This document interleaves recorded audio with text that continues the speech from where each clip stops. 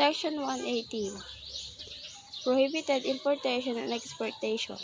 The importation and exportation of the following goods are prohibited. A.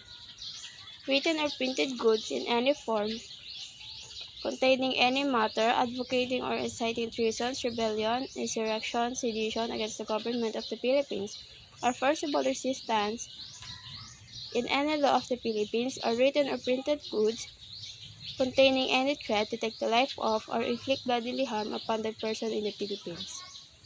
B.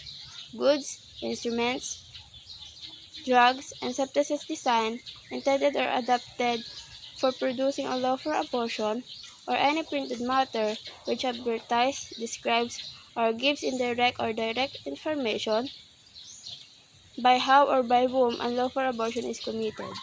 C.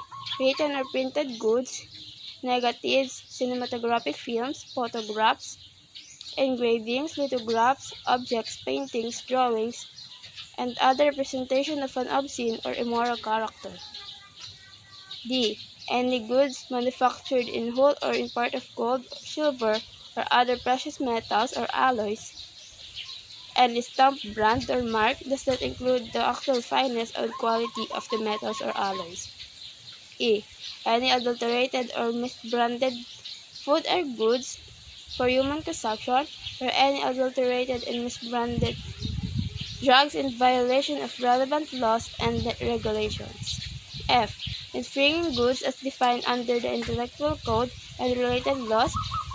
And G. All other goods or parts thereof which exportation and importation are explicitly prohibited by law and rules and regulations issued by the competent authority. Section 119. Restricted importation and exportation, except when authorized by law and regulations. The importation and exportation of the following restricted goods are prohibited: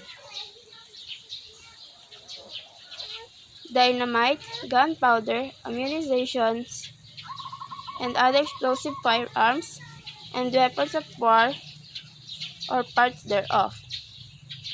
Roulette wheels, gambling outfits, roulette dice, mark cards, machines, apparatus, or mechanical devices used in gambling or the distribution of money, cigars, cigarettes, or other goods when such distribution is dependent on chance, including jackpot and pinball machine or similar contrabands or parts thereof.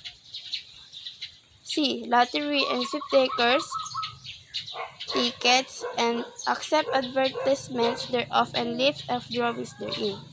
Marijuana, opium poppies, coca leaves, and other narcotics or synthetic drugs, which are hereafter be declared habit-forming by the President of the Philippines, or any compound manufactured, sold, derivatives, or preparation thereof, except when the government of the Philippines or any person duly authorized by the Dangerous Drug Board for medical purposes. E. Opium pipes or parts thereof, of whatever materials, and any other goods whose importation and exportation are restricted. The restriction to import and export the above stated goods shall include the restriction of their transit.